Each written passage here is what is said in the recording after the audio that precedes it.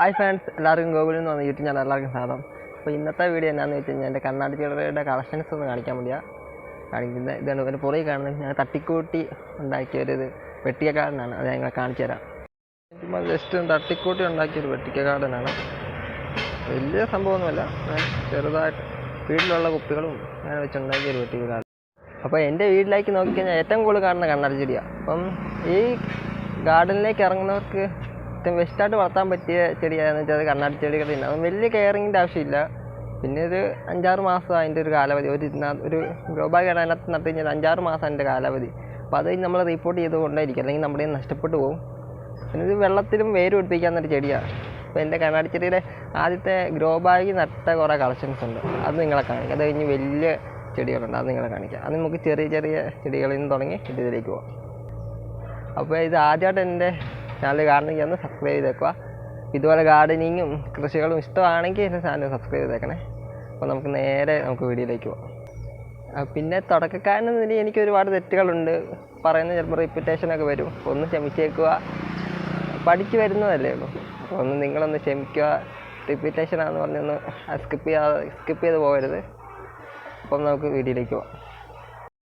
ഇതിപ്പോൾ ഞാൻ രണ്ടാമത് റിപ്പോർട്ട് ചെയ്ത കണ്ണടിച്ചതാണ്. ആദ്യം നിങ്ങളെ കാണിക്കുന്നത്. അത് കഴിഞ്ഞ് വലിയ പ്ലാന്റ്സ് കാണിക്കാം. ഇതാണ് നല്ല ഷെയ്ഡ് വരുന്നൊരു കണ്ണടിച്ചെടിയാണ്.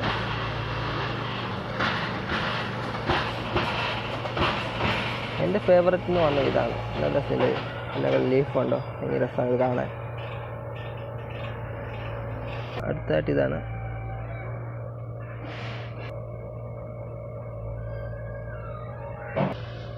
ഇപ്പം തുടക്കക്കാരന് വലിയ കെയറിങ് വേണ്ടാത്ത ചെടിയൊക്കെ തന്നെയാണ് ഇത്. അപ്പം ഇതിന് വെള്ളം അത്യാവശ്യം വേണം. വെയിലത്ത് വാടും. വെള്ളം അത്യാവശ്യം ശരിക്കും വേണ്ട ചെടിയാണ് കണ്ണാടി ചെടി.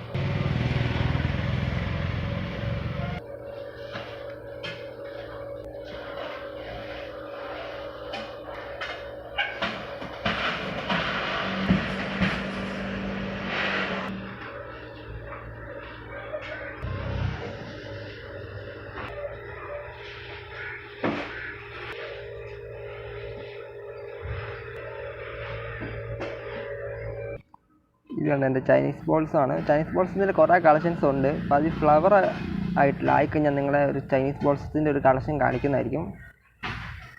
ഇതാണ് അടുത്ത കളർ. ഇനി നമുക്ക് വലിയ പ്ലാന്റ്സ് കാണാൻ പോയാൽ അത് ബുഷായിട്ട് നിൽക്കുന്ന പ്ലാന്റ്സ് ഉണ്ട്. അത് നമുക്ക് കണ്ടാലും വലുത്. നമുക്ക് അതിലേക്ക് പോകാം.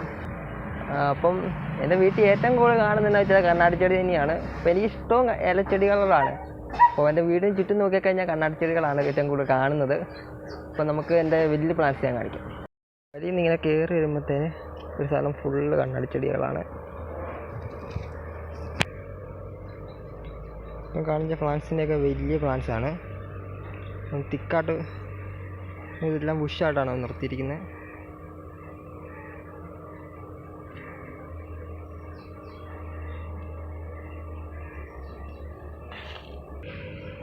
ഇതാണ് എൻ്റെ മുസാണ്ട പ്ലാന്റ്. ഇപ്പോൾ മുസാണ്ട പ്ലാന്റ് ഒരു കെയറിങ്ങൊക്കെയായിട്ട് ഞാൻ വരുന്നതായിരിക്കും. ഇപ്പോൾ കാണിച്ച പ്ലാന്റ്സിൻ്റെയൊക്കെ ബുഷായിട്ട് നിർത്തിയേക്കുന്ന പ്ലാന്റ്സാണ്. ഇതാണ് എൻ്റെ വീടിൻ്റെ ഒരു ചെറിയൊരു വ്യൂ കാണിക്കും. അപ്പം ഫുള്ളായിട്ടൊരു ഗാർഡൻ ടൂർ ഞാൻ ഇടുന്നതായിരിക്കും. ഇതാണ് വഴിയിൽ നോക്കിയൊരു വ്യൂ. ഇതാണ് നമ്മുടെ കണ്ണാടിച്ചെടിയുടെ വ്യൂ ആണ്.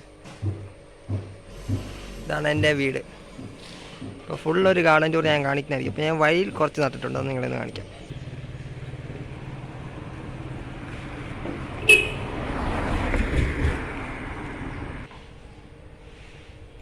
ഇങ്ങനെ വഴിയിൽ നിന്ന് കയറി വരുമ്പം തന്നെ പ്ലാന്റ്സ് വെച്ചിട്ടുണ്ട്. അപ്പോൾ ഇന്നത്തെ ഒരു ചെറിയൊരു വീഡിയോ ആയിരുന്നു. എൻ്റെ ഇതിന് കണ്ണാടി ചെടിയുടെ കുറച്ച് കളക്ഷൻസ് ഒന്ന് കാണിക്കാൻ വേണ്ടിയായിരുന്നു. അപ്പം ഇതിൻ്റെ വളങ്ങളും ബുഷായിട്ട് നിർത്തുന്ന രീതിയൊക്കെയായിട്ട് ഞാൻ വേറെ വീഡിയോ ആയിട്ട് വരുന്നതായിരിക്കും. അപ്പോൾ അതുവരെ ബൈ. ഇപ്പോൾ എൻ്റെ ചാനൽ സബ്സ്ക്രൈബ് ചെയ്തൊക്കെ മറക്കല്ല്. അടുത്തൊരു നല്ലൊരു വീഡിയോ ആയിട്ട് കാണാം. അപ്പോൾ ഇതിലെന്തെങ്കിലും കുറവ് കാണും, ക്ഷമിക്കുക. ഇതിന് അടുത്ത വീഡിയോ നമുക്ക് ശരിയാക്കാം.